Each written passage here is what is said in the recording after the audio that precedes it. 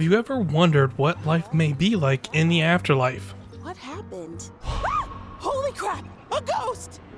Flipping Death tries to give you an idea of what a day in the life of death might be like in this 2D puzzle platforming adventure game.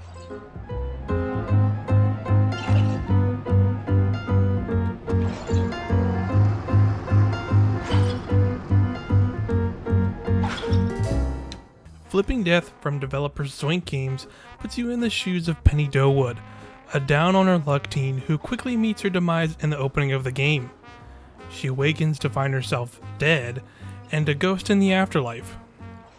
Before she even has time to accept her fate, she finds herself in the case of mistaken identity and becomes the temp for Death himself. He hands over his scythe and cloak and tasks her with helping the ghosts in the afterlife while he goes on vacation.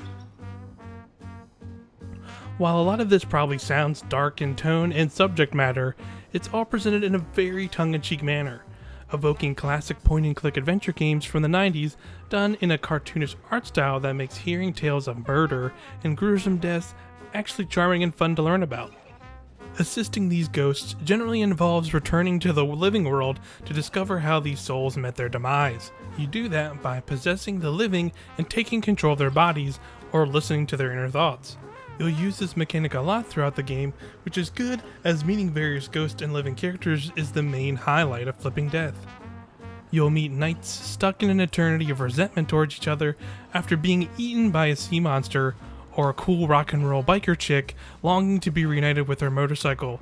These are just a few examples of characters you'll meet. But some of the best characters you meet aren't even human. You'll meet mermaids, wiener dogs, all with crazy quirks and abilities to use to help solve various issues throughout the main narrative you start to uncover as you get into later chapters. Hey, little guy. You don't seem too surprised that I'm speaking to you. Oh, I'm all alone down here. I'm just happy for the company. I came away loving the world and characters, but felt some of the gameplay aspects were a bit lacking. The platforming is serviceable, but don't expect tight precision. The scythe you're given can be aimed and thrown with the trigger, and tapping the trigger afterwards teleports you to where it lands. This helps you recover from botched platforming attempts, but isn't an end-all crutch. As you go chapter to chapter, you'll come across a lot of the same puzzles or challenges multiple times. In order to possess certain people, you need to collect specific spirits found in the world. These are both collected from the same kind of platforming challenges in every chapter. So as soon as you see them, you know exactly what you have to do, and it's just a matter of finding it, which doesn't feel like an actual puzzle to solve.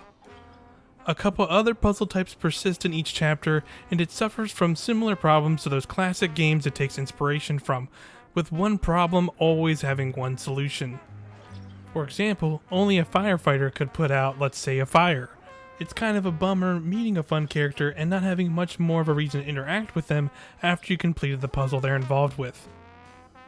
Luckily, by the time I felt like the game was getting a bit too repetitive, it wraps up with me finishing it in about 6 or 7 hours. But there are some optional collectibles, so you could probably tack on an extra hour or two if you so desire. Flipping Death feels like a modern take on classic adventure games with many memorable characters to meet.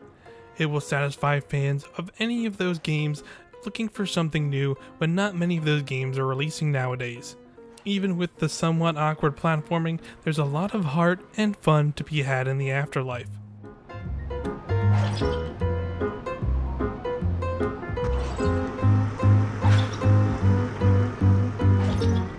This game was reviewed and captured on a PlayStation 4 Pro system with a review code provided by the developer Zoink Games.